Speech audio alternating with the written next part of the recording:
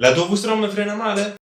I tuoi freni fischiano, vibrano? Hai notato dischi rigati e pastiglie consumate? Beh, se hai risposto sì ad una di queste domande è arrivato il momento di sostituire dischi e pastiglie della tua moto. Oggi ti mostrerò come farlo in pochi semplici passaggi. Mettetevi comodi e iniziamo. Vai con la sigla.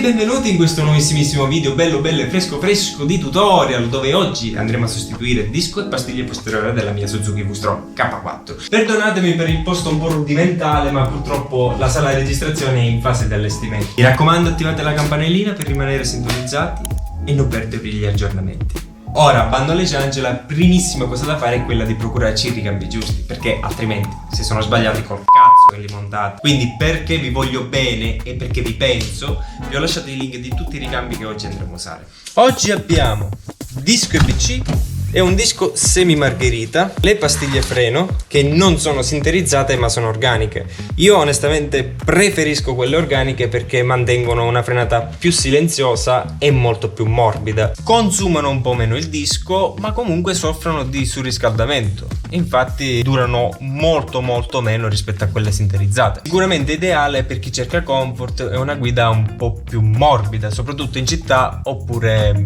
nei terreni. E viti disco. Ovviamente questi ricambi non si trovano su Amazon, ma vi lascio un link su dove comprarli.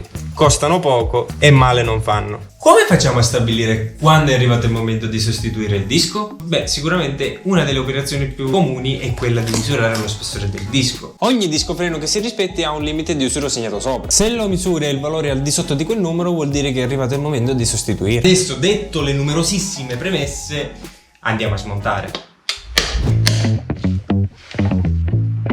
Dopodiché dobbiamo allentare un po' di parti della pinza. Andiamo a togliere questa vite e il perno che c'è all'interno.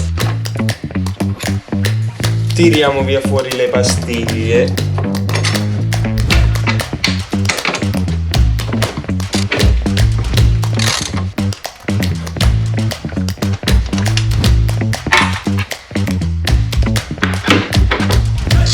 Molliamo il perno.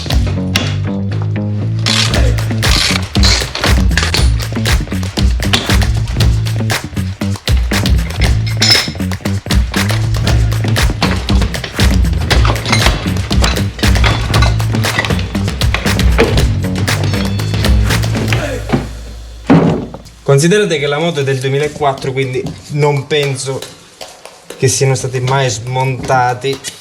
Questi sono ancora i perni originali. Pronto per essere smontato, via. Prendiamo il disco nuovo, ovviamente mettendolo nel verso giusto.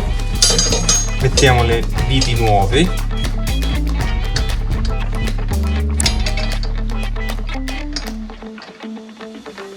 Dobbiamo metterlo col verso giusto perché all'interno c'è la sede del bullone. Ovviamente, cosa importante da non sottovalutare è quella di pulire il disco con un puliscidisco. Non sottovalutare perché all'interno di ogni pacco, che ogni disco contiene del grasso. Questo serve per non farli arrugginire durante la loro permanenza dei grandi magazzini. Poi prendiamo le nostre amate pastiglie.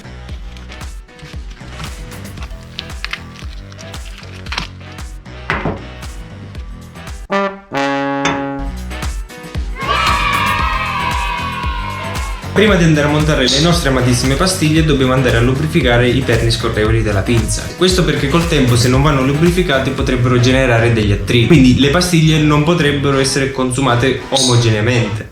Andiamo a lubrificare.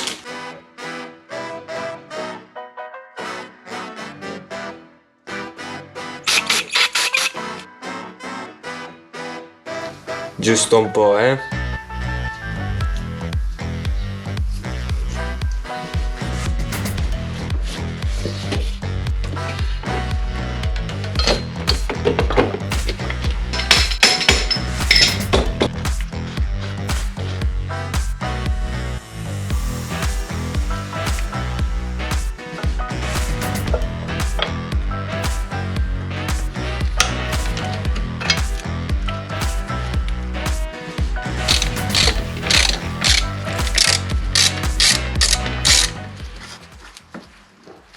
Mettiamo in tensione la catena prima di stringere.